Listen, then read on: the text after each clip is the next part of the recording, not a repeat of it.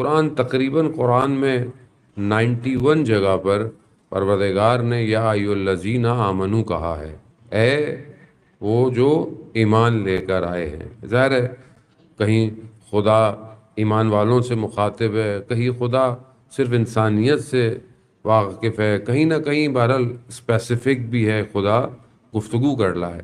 لیکن ایمان والے وہ ہیں کہ جو لوگ ایمان لے کر آئے، کس پر؟ اللہ پر، اس کے رسول پر، اور ان پر کہ جن کا خدا نے حکم دیا ہے۔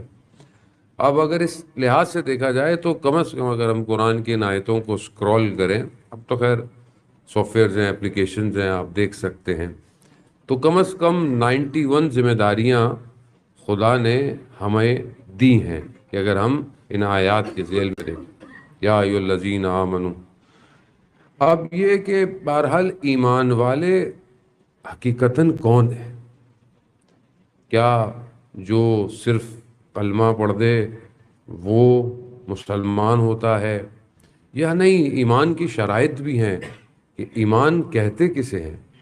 یہ بہت سارے الفاظ ہم نارمل اپنی لائف میں اتنے یوز کرتے ہیں کہ سم ٹائم ہمیں اس کے معنی نہیں پتہ ہوتے۔ مطلب بہت سارے لفظوں کا آپ سے ٹرانسلیشن پوچھ لیا جائے یا آپ سے پوچھے تھوڑا ایکسپلین کریں گے، اس کے جو ایکسٹریکٹ ہے وہ آپ کے اندر ہوتا ہے، بٹ سم ٹائم آپ اس کو ایکسپریس نہیں کر سکتے۔ ابھی ایمان بولو تو ایمان یعنی مومن، مومن یعنی ایمان، یہی انسان گھومتا رہے گا۔ تو ایکچوئل ایمان اصل میں ظاہر ہے کہ دیکھیں پروردگار نے زبان سے کوئی لا الہ الا اللہ بولے تو مسلمان تو وہ ہو جاتا ہے، لیکن اس کے بہرحال کیٹیگریاں جب بڑھتی چلی جاتی ہیں اور جب انسان اس میں ڈیپ اترتا چلا جاتا ہے کہ صرف زبان سے اقرار نہ کرتا ہو بلکہ اس کا قلب بھی اس بات کا اقرار کرے کہ وہ جو کہہ رہا ہے۔ گویا ایمان ایک ایسی چیز ہے کہ جس کا تعلق ہارڈ ویئر سے نہیں ہے، سافٹ ویئر سے، انسان کے، یعنی انسان کا ایسا سافٹ ویئر ہے کہ جو اگر ٹھیک نہ ہو تو ساری چیزیں خراب ہو جائیں گی۔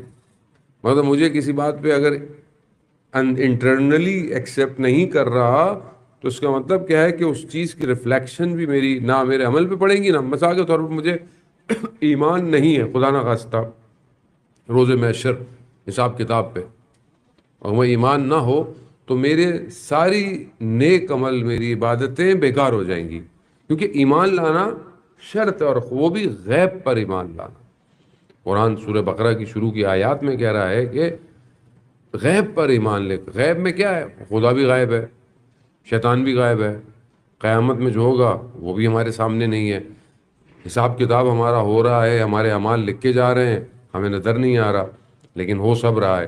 تو یعنی ایک بہت بڑا حصہ انسان کا کس سے تعلق ہے؟ ایمان سے تعلق ہے۔ یعنی اگر آپ بلیف رکھتے ہیں، اب کرسچینٹی کے اندر خاص طور کے بہت سارے جو ان کے اپنے فرقے ہیں، ان کے اندر وہ پہلے یہ کہتے ہیں کہ پہلے ایمان لاؤ بعد میں بات کریں گے۔ تو اگر آپ ان کو بولے بھی ایکسپلین کریں کہ مطلب خدا، روح، فادر کی جو بہرحال ان کی ٹرینٹی ہے وہ کیا، نہیں ایمان لانا پڑے گا۔ ہمارے یہاں کیا، ہم کہتے ہیں نہیں پہلے ریسرچ کر لو، تحقیق کر لو، اور لاجیکل ریزن اپنے لیے ایک کریٹ کر لو کہ خدا ہے، ایک ہے، عدالت ہے، رسول کی ضرورت ہے، پروفٹ کی ضرورت ہے، میسنجر کی انسانیت کو ضرورت ہے کہ نہیں ہے، اس پر ریسرچ کر لو۔ پھر رسول کے بعد امام کی ضرورت ہے کہ نہیں ہے، اور پھر قیامت کو۔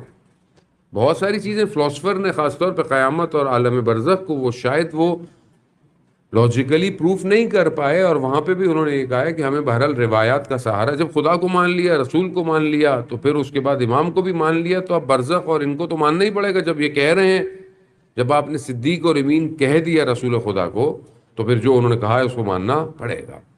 لیکن وہ مذہب، بہت سارے مذہب ہیں وہ یہ کہتے ہیں کہ نہیں پہلے ایمان لے کر آؤ اس کے بعد، تاکہ کیا پھر سوال نہ کرے۔ تو اس لیے ہمارا مذہب جو ہے وہ بہت سٹرونگ ہے، یعنی لاجیکل ریزننگ دیتا ہے۔ آپ کو ایسے نہیں بولنا ہم آنکھیں بند کر کے ہر چیز مان لو۔ ہاں خدا کو جب مان لیا تو اب یہ کہ 2 رکعت نماز مولانا صاحب کیوں پڑھتے ہیں فجر کی، 4 رکعت کیوں نہیں پڑھتے، تو اب نہیں ہوگا، اب تو مان لی ہے تب تو کرنا پڑے گا آپ کو۔ جب تک نہیں مان رہے تھے تو کوئی مسئلہ نہیں ہے، آپ نہ کریں۔ لیکن بہت ساری چیزیں حکم ہے، امر ہے، ماننے کے بعد آپ کو انجام دینی ہے۔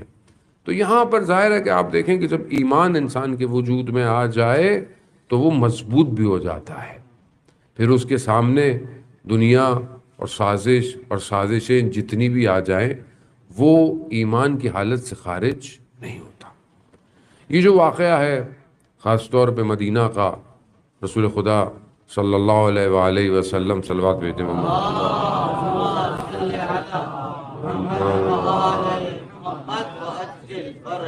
رسول خدا کے جانے کے بعد یہ بہرحال یہ کتنے لوگوں کے ایمان متزلزل ہو گئے، یعنی لڑکھڑا گئے۔ ایسے نہیں تھے کہ سب لوگ جو تھے وہ مطلب شروع سے انکار نہ، سب مانتے تھے، ساری چیزیں سنی تھیں، لیکن سچویشن ایسی کریٹ ہو گئی کہ بڑے بڑے لوگ جو ہے وہ گر گئے۔ اسی لیے ایمان کو تقویت دینا، یعنی ایمان کو ایک ایسی فوڈ، ایک ایسی چیز دیتے رہنا بہت امپورٹنٹ ہے، کیونکہ یہ نہ ہو کہ کل میری زندگی میں کبھی میں کسی ایک امتحان میں پڑھوں اور میرا ایمان جو ہے وہ میں اس سے گر جاؤں گا کہ اس لیے بہت امپورٹنٹ ہے جان محترم کہ جب بھی زندگی میں کسی مشکل میں ہوں تو اپنے آپ کو ٹیسٹ کرے کہ خدا پر ایمان انسان کا کتنا ہے۔ اگر انسان کو خدا پر ایمان ہے، یعنی خدا پر قبول کرتا ہے، مومن یعنی اس کے وجود میں یہ ایمان پایا جاتا ہے، تو پھر وہ کبھی بھی لڑکھڑاتا نہیں ہے۔ اور یہ مشکلات انسان کی زندگی میں اس کو ٹیسٹ کرنے کے لیے